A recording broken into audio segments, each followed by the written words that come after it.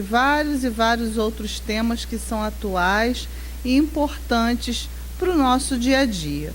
Mas antes disso, eu gostaria de situar, né, como Kardec, lá em 1857, na publicação, né, do Livro dos Espíritos, ou antes, um pouco antes, quando ele organizava o roteiro e os assuntos, né, a ordem dos assuntos, como ele colocou isso. A lei de reprodução faz parte da parte terceira do Livro dos Espíritos.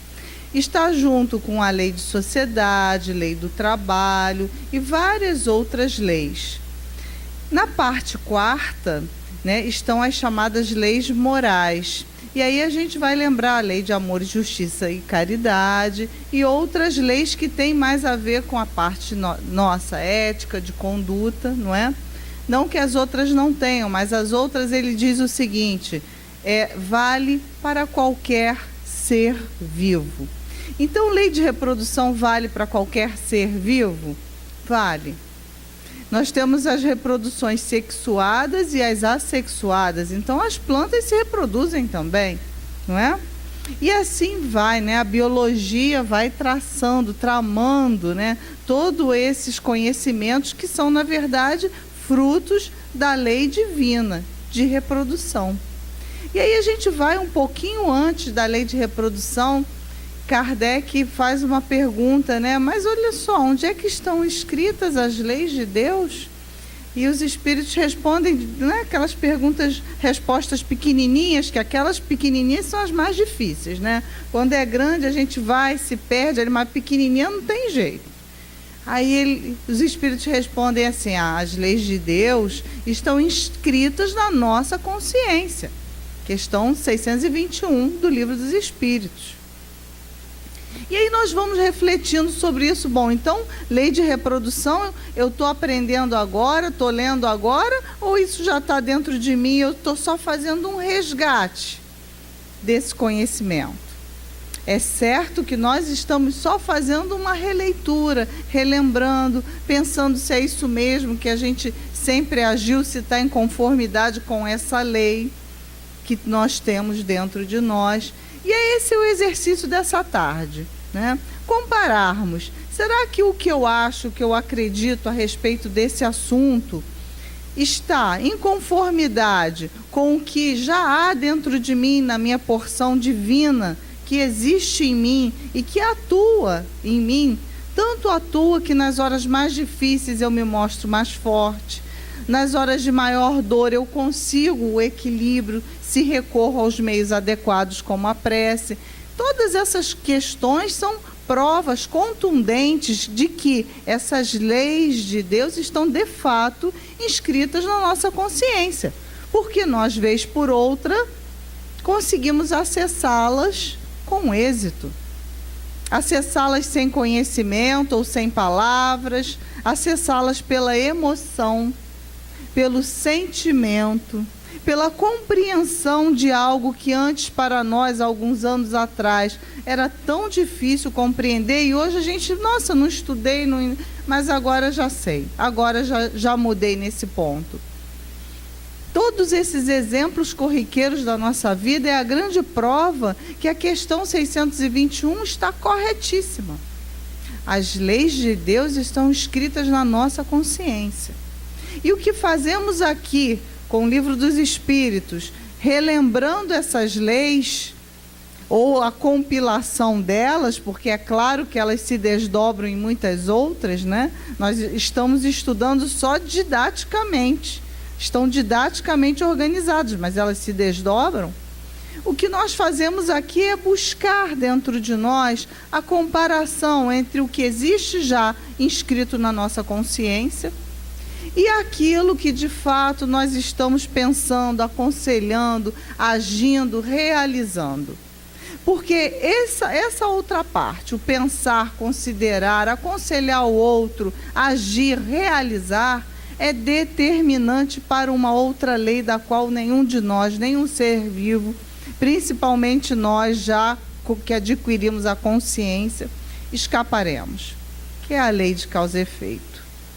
E para que possamos agir com muita correção, né, dentro dessa lei de causa e efeito, possamos ser bem-sucedidos na colheita das nossas sementes, precisamos, de fato, a cada pequeno momento da nossa vida, pensar qual é a semente que eu estou plantando. Porque ela vai ser determinante na qualidade da colheita daquilo que nós plantamos. Então, entender a lei de reprodução é entender também como é que vai funcionar lá na frente a lei de causa e efeito. E pode ser, para muitos de nós, a explicação daquilo que hoje nós estamos colhendo, né? Tantas pessoas gostariam de ter tantos e quantos filhos, aí não conseguem ter nenhum. Tantas outras pessoas têm um monte de filhos e pensam, meu Deus, eu podia ter sido mais econômico aqui. Tantas vezes nós temos questões tão difíceis, conflitos que carregamos, que repercutem seriamente na nossa vida, conflitos de ordem sexual que não compreendemos, que sentimos vergonha, que temos dificuldade de lidar até mesmo para procurar ajuda, uma terapia. E as questões do preconceito que esse tema envolve, né? Hoje, a união entre pessoas do mesmo sexo. Será que nesse capítulo de lei de reprodução tem alguma coisa falando sobre essa possibilidade? Será que isso é contrário à lei de reprodução? Como é a visão espírita desse tema? O que Kardec trouxe para nós em 1857? Quando nem mesmo esse tema era possível de ser pensado, né? Nos interiores, não que não existisse, né? Mas o preconceito não permitia. Então, todas essas questões, a questão do aborto também, né? Que também é uma matéria que traz para a nossa sociedade um clamor muito grande. Existe um grupo enorme de mulheres que dizem, não, eu posso optar, o corpo é meu, eu tenho o direito de escolher entre ter ou não ter. Outros, no viés religioso, já afirmam que de jeito nenhum isso é um assassinato. Onde será que está a razão? Onde será que isso tudo vai dar? Será que esses que afirmam que devem ter direito a escolha de abortar ou não tem nenhuma razão? E será que esses que dizem que absolutamente o aborto não deve ser, em hipótese nenhuma, reconhecido como legítimo, como um instrumento capaz de atender a necessidade social, têm razão? Sobretudo nós espíritas precisamos pensar com coragem sobre as questões, sair da caixinha. Isso não é pecado, isso não está errado, isso é um exercício de consciência que nós precisamos adquirir. E aqui nesse ponto, eu gostaria de voltar lá nesse comecinho, né, da lei de Deus na nossa consciência. Que consciência é essa que os espíritos falavam? É essa consciência que eu tenho da minha individualidade, que cada um de nós tem de si mesmo, do seu nome, do seu CPF, do seu trabalho, da sua condição social, da sua orientação sexual? Ou será que essa consciência que os espíritos se referiam como sendo o local de inscrição dessas leis, não será algo mais amplo, que envolve toda a nossa psique, que envolve todo o nosso arcabouço de conhecimentos, de emoções, de sentimentos, os quais nós acumulamos ao longo da nossa história de espírito? Porque fosse assim, somente aqueles que tivessem acesso ao livro dos Espíritos ou qualquer outra obra similar poderiam fazer essa releitura. Isso não acontece. É uma verdade universal que está inscrita em todos os outros códigos religiosos, éticos ou morais existentes na nossa terra. Então, com toda certeza, quando nós lemos na questão 621 a palavra consciência, os espíritos certamente se referiram a essa consciência do espírito, a essa consciência que nos dirige, ainda que nós não tenhamos a consciência do ego, que é essa pequena porção nossa que nos qualifica como individualidade, porque hoje eu sou Cláudia, mas provavelmente ontem eu fui Pedro ou Paulo, e talvez na outra encarnação serei Maria ou qualquer, né, outra individualidade. Essas individualidades estão contidas dentro dessa consciência, e assim acontece com todos nós.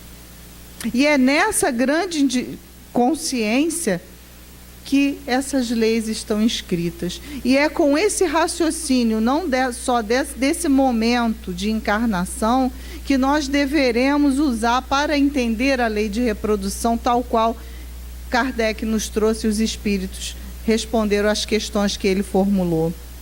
Isso porque, se nós entendermos só nesse momento da nossa vida, só nesse pequeno espaço de individualidade, né, entre o berço e o túmulo dessa encarnação, nós não vamos conseguir entender direito. Vai faltar um pedaço muito grande de conhecimento e de sentimento para agirmos como temos que agir. Simplesmente porque cada cultura traz para a gente uma informação.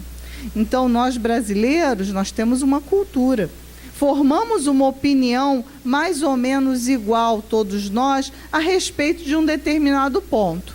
Exemplo, a monogamia. Não é?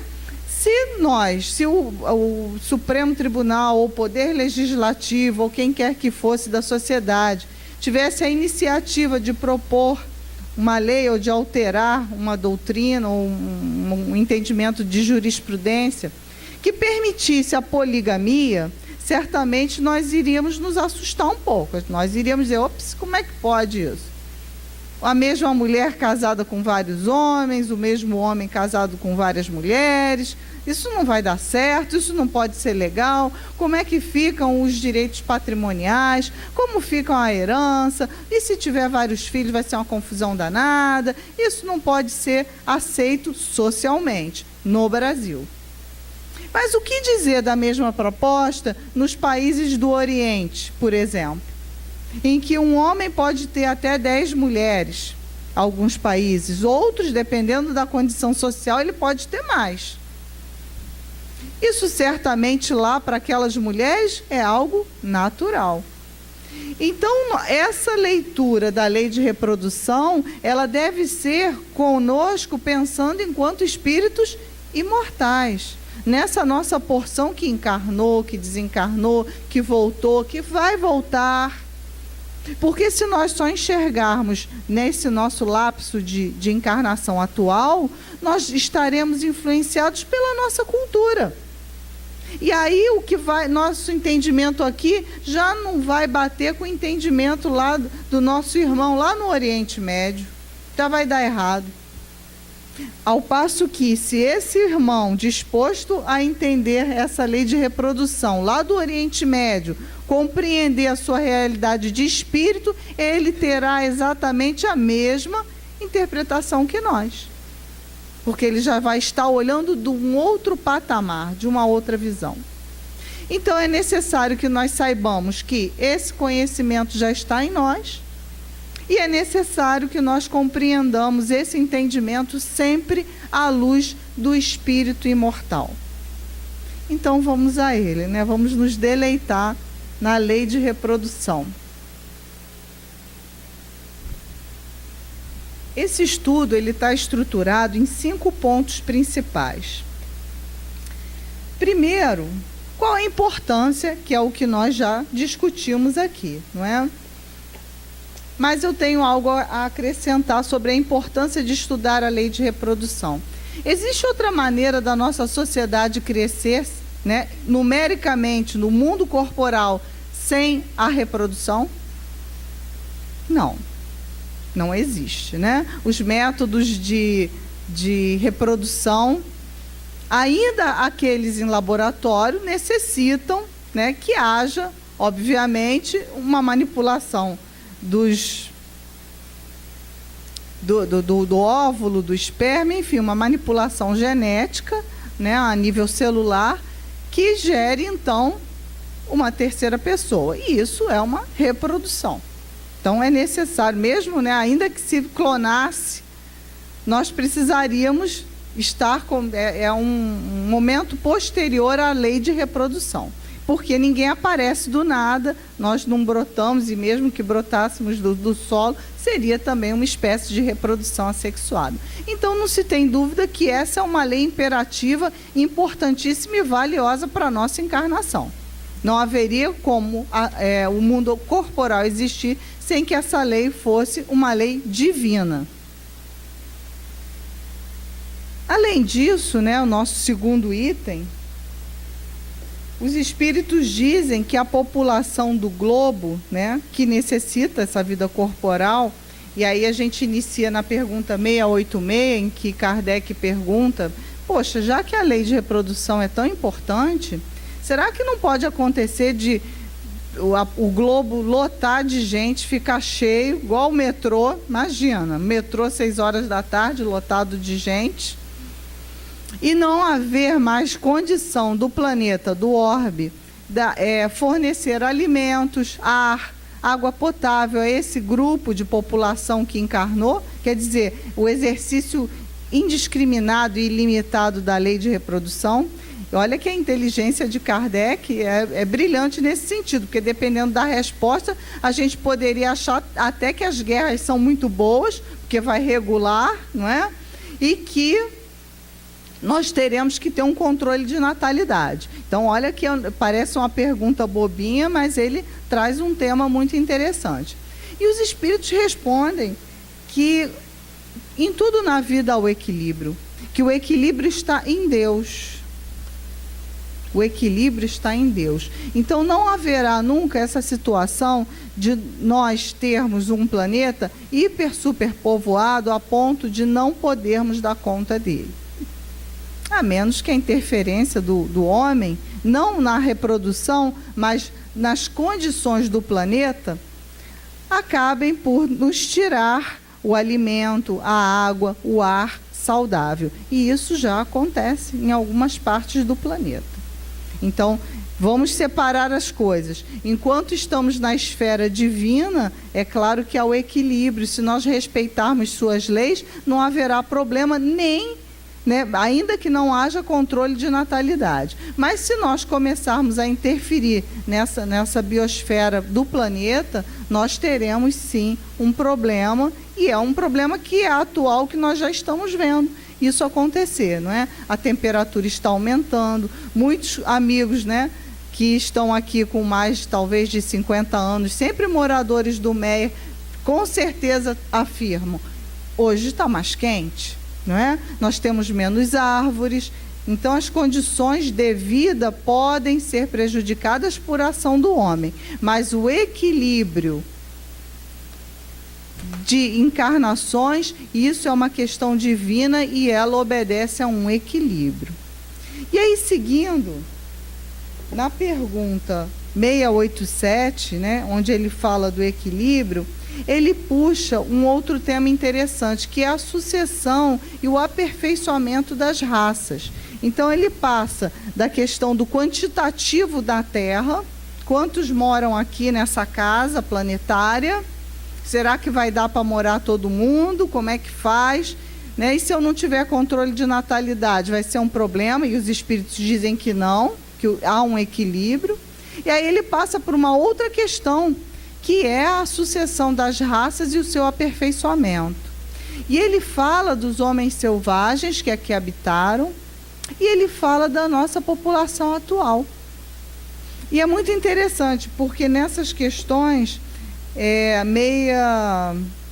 688, 689, é a parte mais longa.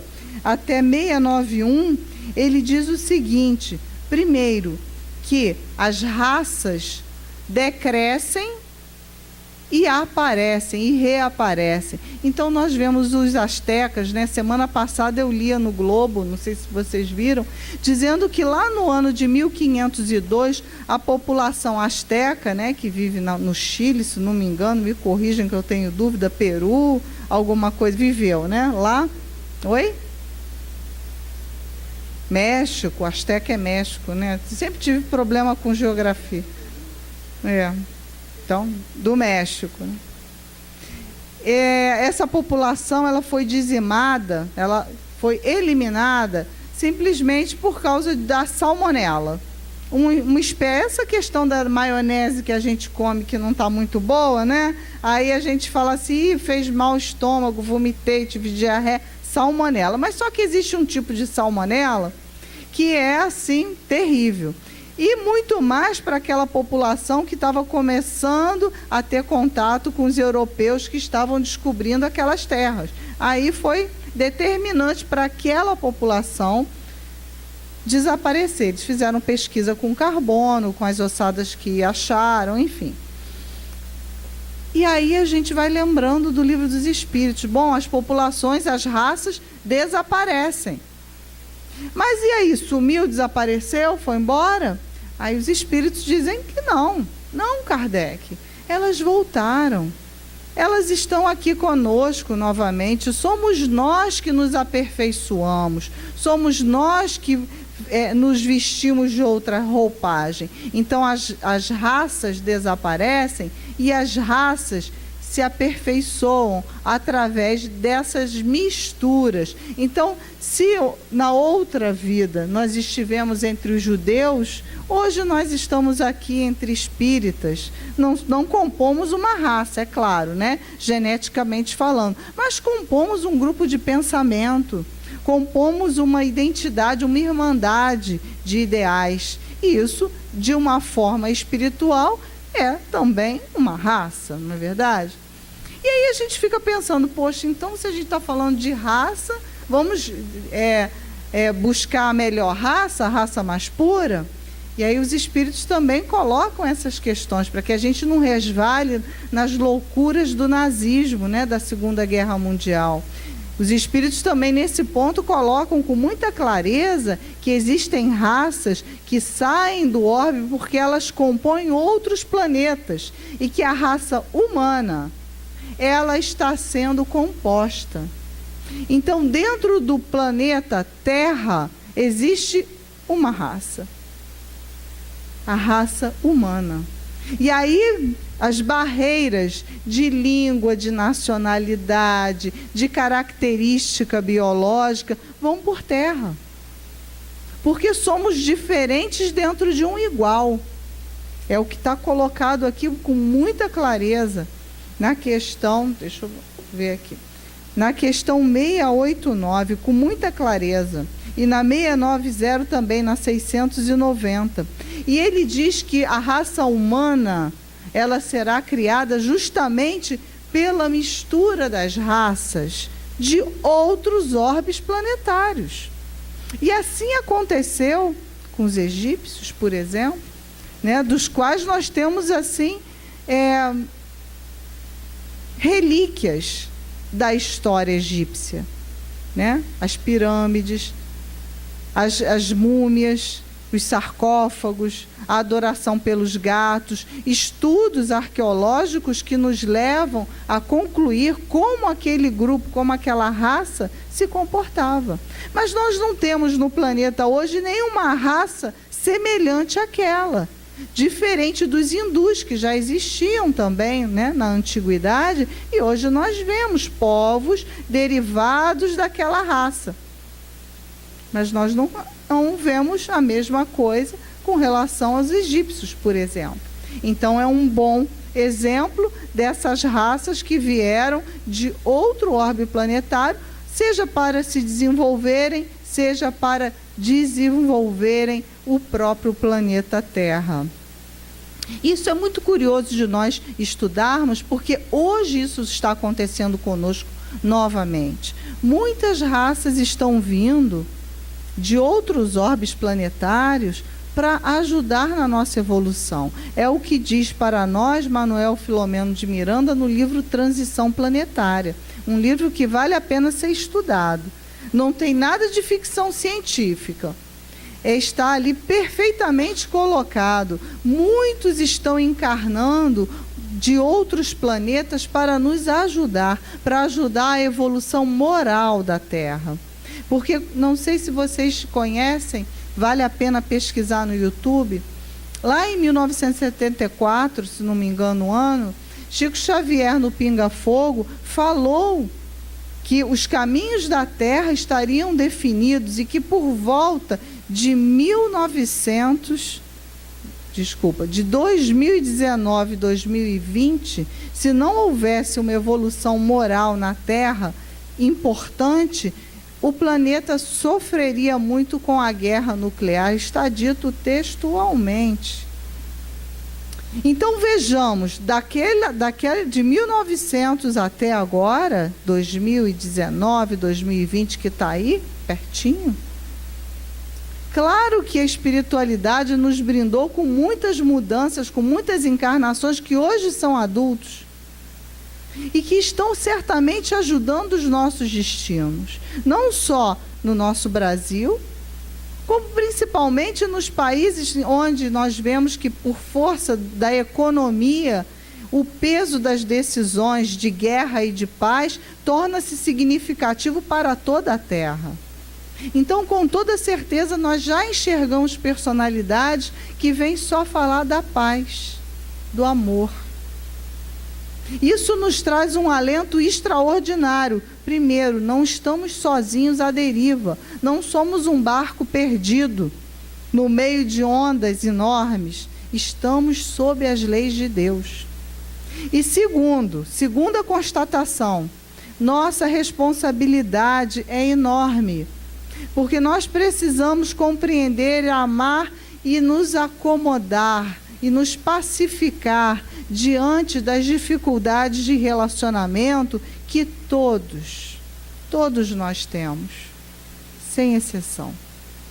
Precisamos dar conta do espaço de paz no nosso coração e nos nossos lares, no nosso ambiente de trabalho, na nossa casa espírita, no metrô, no ônibus, no transporte público, no supermercado, a todo momento.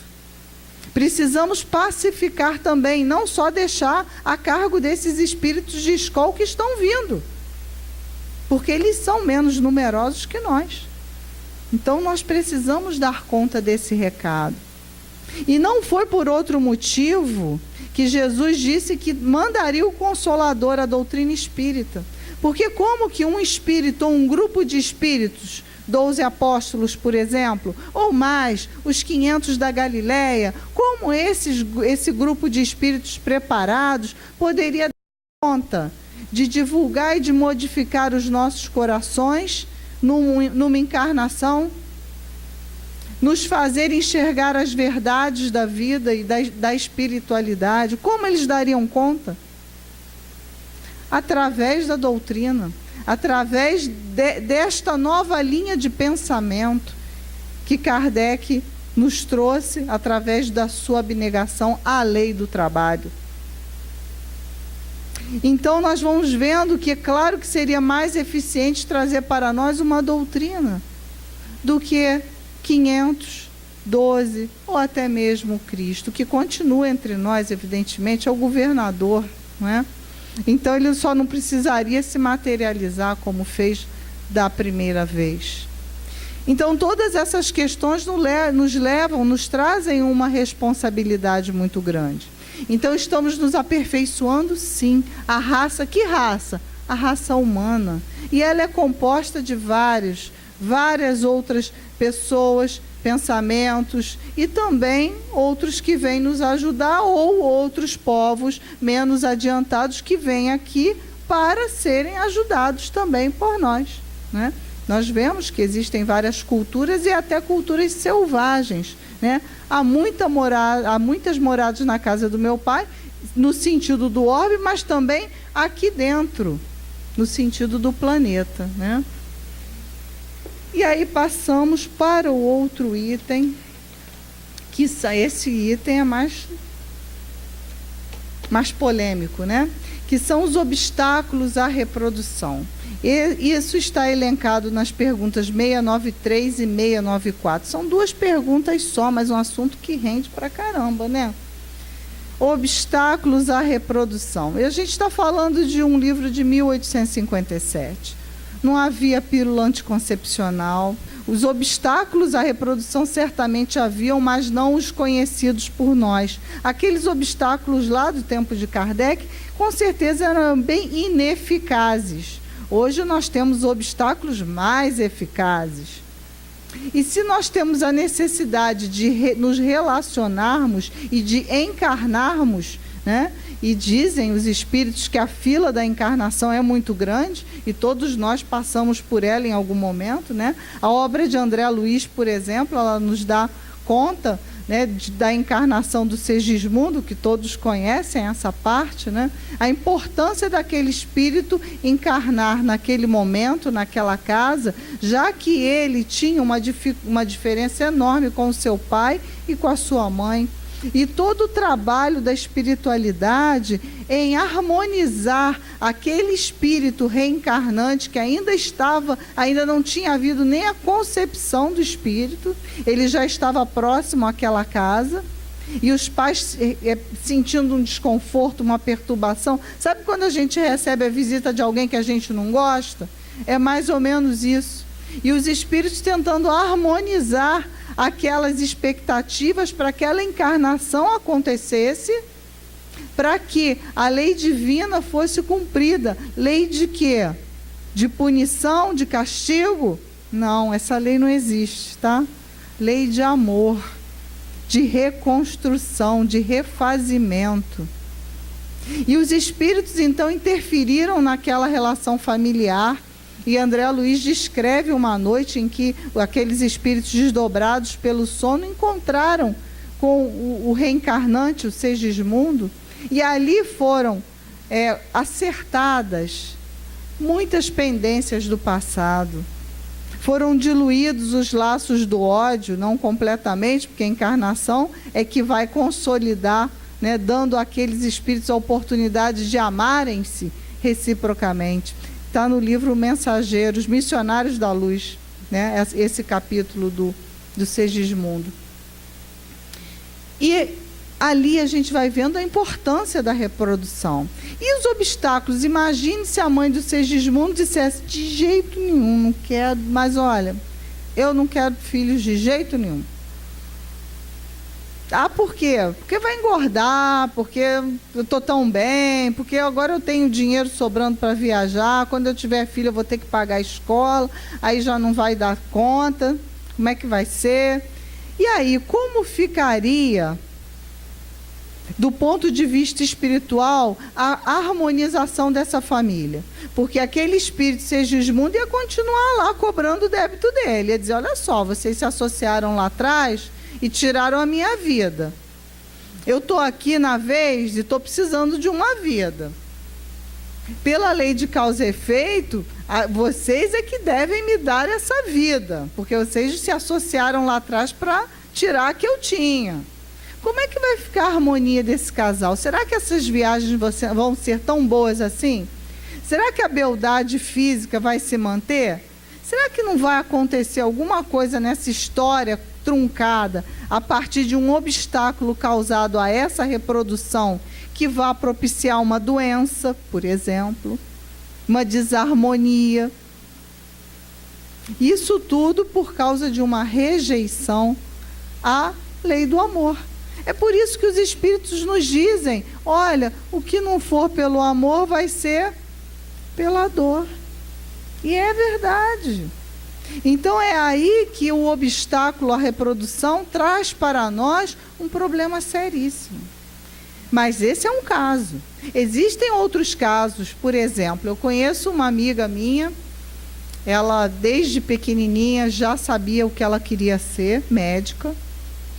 Os pais dela moravam no Jardim Botânico, mas eram pessoas muito simples, eram vigias do Jardim Botânico. Até ultimamente as casas que esses funcionários do parque, né, foram desapropriadas e tal, mas eles já tinham saído de lá há muito tempo. Então ela, de uma origem humilde, e ela dizia: os pais mineiros trabalhavam lá como vigias, né, limpavam o Jardim Botânico e tudo mais. E ela hoje deve estar com uns 65 anos, então tem muito tempo isso. Diziam: mas minha filha, como é que você vai querer fazer medicina? Porque nós somos dois pobres. Se hoje já é difícil, né, apesar de ter financiamento, imagina lá atrás. Mas ela sempre foi obstinada. E ela ia estudar para o vestibular, estudar para as provas que ela precisava fazer, nas árvores, embaixo das árvores do Jardim Botânico, que tinha silêncio ali. Aí ela ia lá estudar, não tinha computador, não tinha nada disso. Ia lá estudar. E ela sempre foi obstinada. E foi abrindo mão da adolescência, foi abrindo mão dos namorados, foi abrindo mão e foi passando, foi passando em tudo, né?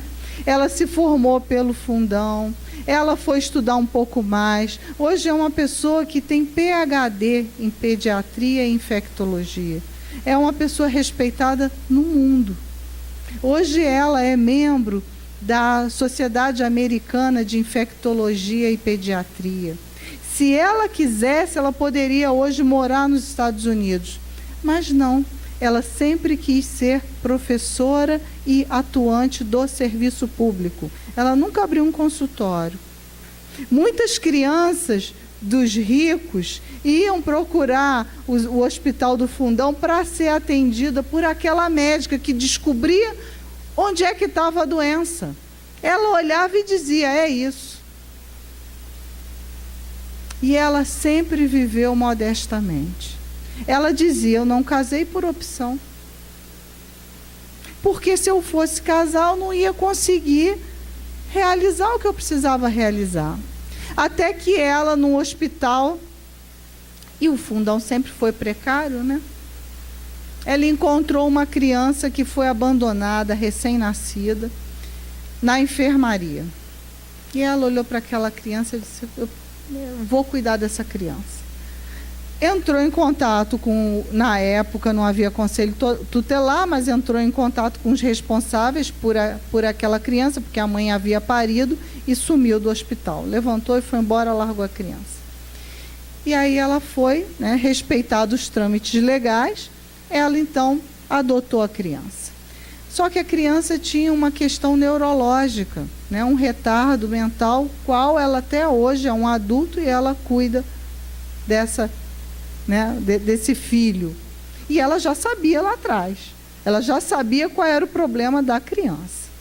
Né? Teve anóxia perinatal, enfim. Sabia quais seriam as sequelas e até hoje ela cuida dessa criança. E aí ela se aposentou.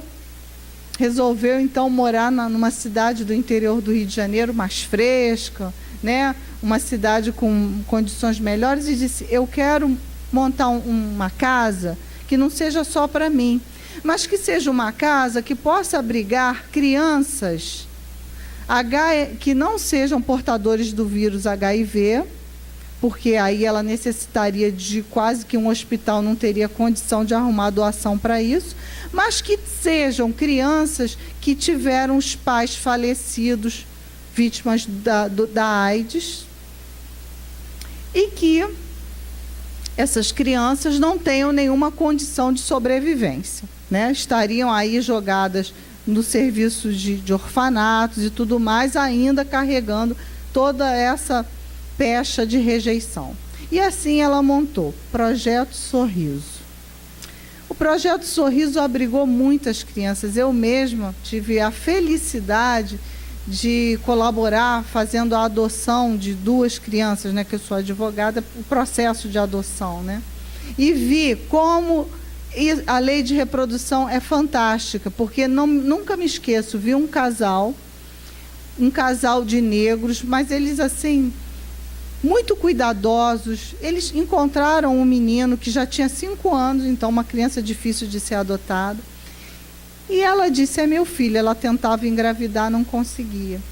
E ela disse, é meu filho. E ela ia lá, sábado, domingo, trabalhavam, né? Durante a semana, sábado, domingo, estavam eles lá no projeto, na Casa Sorriso, cuidando do menino. E até que depois de 1 ano, conseguimos, então, regularizar a guarda, a adoção, e o menino via a avó, ninguém ensinou aquele menino, olha, essa é a sua avó. Não, ele olhou a mãe dela e disse, vovó. Já tinha 5 anos.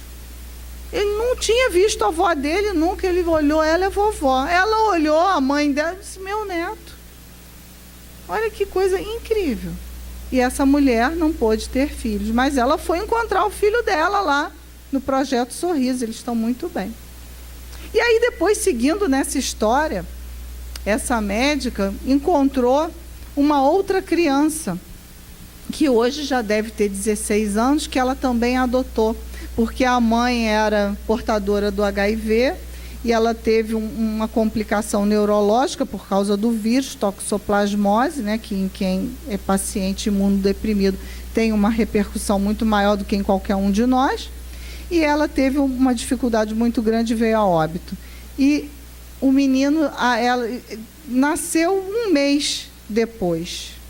Aí ela colocou o nome do pai dele, porque ela tinha dito: eu quero que você cuide do filho. E ela, mais uma vez, respeitando os trâmites legais, ela adotou esse menino e ela colocou o nome do pai dela, porque sequer a criança teve um nome dado pela mãe, porque a condição médica da mãe ao parir era muito difícil, quase que de uma inconsciência. E ela cuidou dessa criança, hoje ele tem 16 anos. E eu pergunto a vocês, essa opção dessa mulher em não casar e não ter filhos é um obstáculo à lei de reprodução? Será que ela vai sofrer alguma consequência pela lei de causa e efeito por ter feito essa opção de vida? Com certeza não, né? Então a gente tem que interpretar a lei de reprodução com bom senso. Qual é o objetivo? Qual é a minha missão? Eu posso escolher não ter filhos? Claro. Mas eu não posso escolher ser inútil à sociedade, a mim mesmo e ao próximo. Resumidamente, é isso que os espíritos querem dizer para a gente. Eu posso escolher viver dedicada a uma causa, seja ela profissional, social, espírita ou religiosa, de uma maneira geral? Claro que sim, posso. Eu só não posso optar ser uma pessoa egoísta, fútil, inútil, porque estarei recebendo tantas perturbações, como no primeiro exemplo, se a mãe do Segismundo tivesse rejeitado aquela encarnação, eu estarei sofrendo tantas dores da obsessão e das doenças, por estar me desviando do combinado e do que é necessário para mim, que com certeza estarei enquadrada nesses tópicos do obstáculo à reprodução de uma maneira danosa à vida espiritual. Então tudo se resume, meus amigos, na finalidade que nós damos às situações que vivemos. Para que serve isso? Para que serve a minha família? Para que serve a opção de ter filhos? Tudo se resume à evolução e ao aperfeiçoamento espiritual, ao destino que nós damos à nossa inteligência e à nossa força de trabalho. E é por isso que lá no aperfeiçoamento das raças, né, numa das perguntas, os espíritos dizem que lá atrás nós priorizávamos a força bruta ao invés da inteligência, porque era necessário. Então estávamos ainda descobrindo a roda, as carroças, precisávamos da força física, as mulheres precisavam, né, estar guarnecendo o lar enquanto os guerreiros iam às missões, às guerras, para entender o orbe. E vejam bem, as guerras lá de trás não tinham a repercussão e a crueldade que nós vemos nas guerras de hoje. Hoje, e aí os espíritos dizem agora, 1957, mas se aplica hoje, hoje nós damos vazão à inteligência e não à força bruta. Mas como nós estamos manipulando a nossa inteligência? É com base na moral ou é com base no interesse egoísta? Será que é por isso que hoje a guerra, uma pequena guerra, dizima um país como a Síria? Porque hoje a guerra não se faz com flechas, não é? Então, na verdade, o fato de nós hoje termos uma sociedade tecnológica, uma sociedade que nos dá confortos como controle remoto, aperta aqui o botãozinho, a água sobe para, né, através de uma bomba para a caixa d'água. A gente não carrega mais lata d'água, salvo nas comunidades, né, muito carentes. Nós não fazemos mais isso, o que era comum há pelo menos 200 anos ou 100 anos atrás, ou até há 50 anos atrás, dependendo da região em que morássemos, não é verdade?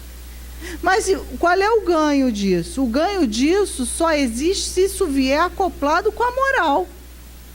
Porque, de outra forma, como é que isso vai render para nós o aperfeiçoamento? Isso vai também ser um motivo de estagnação, de responsabilidade diante da lei de Deus. Então é preciso ter cuidado, não é porque hoje é uma sociedade tecnológica e hoje nós temos vários métodos de obstáculos à reprodução, que são métodos primorosos, eficazes, né, capazes de nos garantir uma tranquilidade, entre aspas, não é por isso que nós devemos usar esse arcabouço que a medicina nos traz a nosso desfavor. Quer dizer, utilizando a nossa inteligência para que daqui a pouco nós sejamos as vítimas desse obsessor que está revoltado, até de certa forma, com razão, por não termos dado a oportunidade a ele de reencarnar conforme nós tínhamos combinado, conforme era nosso compromisso. Então temos que ter cuidado com esse capítulo e temos que ter cuidado com a utilização da inteligência. E, por fim, para fecharmos esse tópico, não é possível que essa hora passou tão rápido assim para mim, né? Não sei se para vocês passou tão rápido. E para fecharmos isso, eu só queria dizer que os senhores, apesar de não, né, em tese, não fazerem as opções de reprodução, né, de prioridade feminina, influenciam e muito esse quadro, né? E mesmo aqueles que já não estão mais na fase reprodutiva, como eu, influenciamos sim, porque temos filhos, porque temos netos, porque temos o dever de aconselhar com clareza e com base na lei de justiça, amor e caridade, informando que uma escolha equivocada poderá render uma vida de tropeços. Então, é muito importante que nós informemos a essa geração acerca desses fatos. E aí partimos para o item 5, que é o casamento e o celibato. Bom, casamento, os espíritos nos dizem, é um avanço. O casamento é um avanço. Mas que casamento que os espíritos se referem? Certamente não é o casamento que vai no cartório, que pega aquele papel, que junta o nome, que troca o nome. Certamente não é isso. O casamento é a disposição sincera de estarmos ao lado daquela pessoa que nós, seja por amor, seja por fraternidade, essa é uma descrição lá do Vida e Sexo, hein? Vamos pensar onde é que o nosso casamento está enquadrado. Seja por amor, seja por fraternidade, seja por provação, seja por paciência, nos vinculamos àquele espírito.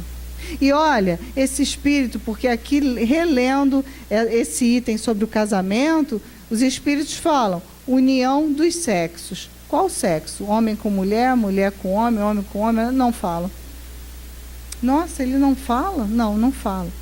União de pessoas. Então, aqui, novamente, a doutrina de vanguarda. Então, nós precisamos enxergar essas questões com outros olhos, de forma a atender às demandas sociais. Não estamos falando de casamento entre pessoas de sexos diferentes. Estamos falando até de casamento entre pessoas do mesmo sexo. E volto a dizer, o que mais importa não é a moral? Não é? E se esses nubentes do mesmo sexo tiverem uma tarefa, como eu também conheço um casal que adotou uma criança HIV e eles não são portadores do vírus, né? Os dois rapazes, pais, e a criança chama eles, tem 2 pais, normal. E aí um dia perguntaram para eles, sim, mas você não acha que o seu filho vai ter uma orientação sexual, né?